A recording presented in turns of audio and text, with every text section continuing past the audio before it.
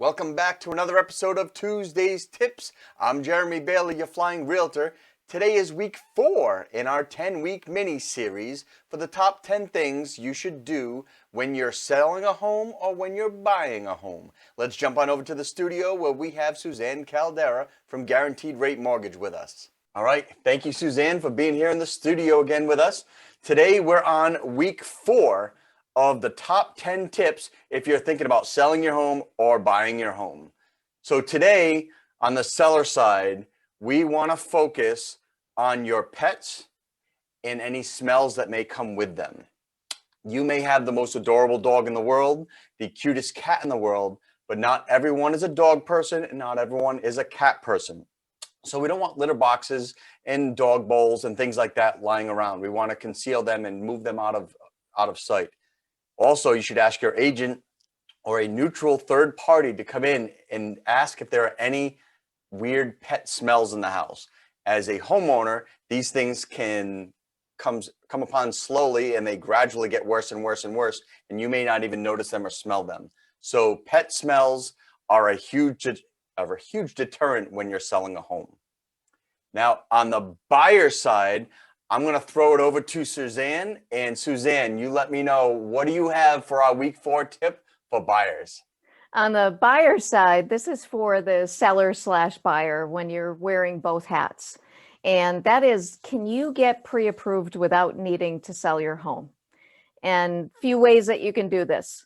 One way could be you have a home equity line against the house and you use that home equity line as a down payment for your next property. And then you deal with selling your home after you close. Now, yes, the risk to you is that you're going to be carrying 2 mortgages, but for someone that's coming in as an offer, and Jeremy, you can speak to that, you look like a stronger buyer when you don't have to sell a property. Absolutely. Another thing is, can you rent your home? So if you don't want to sell it or you don't want to,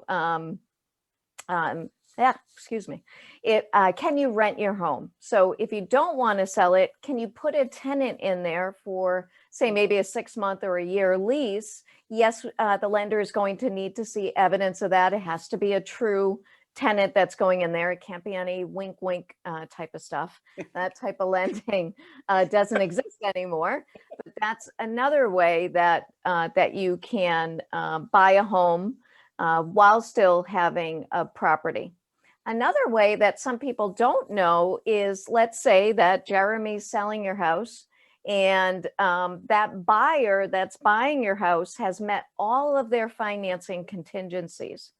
Then that mortgage can actually be excluded. So you're no longer held responsible for it as far as lending is concerned and as far as qualifications are concerned. However, if you're doing that, you're still carrying that house, and where's that down payment coming from? Or are you doing no down payment if, say, for instance, you're a veteran, or are you using the home equity line? Or are you using any other funds that you have? So these are just some creative ways that you don't have to sell your house and you appear as a stronger buyer. Okay, I have a question for you. So I just want to clarify something. Yeah. Did I hear you say that, let's say I'm selling seller X's home, buyer Y has met all their financing contingencies, they're ready to buy the home. So my seller X, who is now buying another home, did you say that their current mortgage is no longer counted towards their DTI when it comes to qualifying them for the new mortgage? Did I hear that correctly? You're correct. Yeah. And for anybody watching, DTI stands for debt to income ratio. So let's say that house that you're moving out of to move into your new home has a $2,000 mortgage payment. All of a sudden that $2,000 mortgage payment goes away. We don't have to expense you for that, provided this, this, and this is met, which this, and this is seeing that the buyer who's buying your house has met all of their financing contingencies, and that is, it's a true commitment, not just a pre-approval. So it's a little known nuance in what's in a conventional mortgage program that not many lenders will bring up to clients, but it is something that is available to select clients.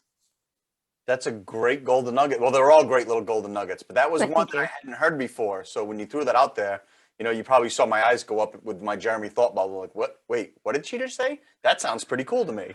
That's my goal. Anytime you have me on here is how can I get the thought bubble or have him ask me a question. So You are very good at the thought bubble. Well done, Suzanne. All right, I hope you enjoyed this week's episode of Tuesday's Tips. I'm Jeremy Bailey, your Flying Realtor. Remember to keep your wings level, and I get a fly.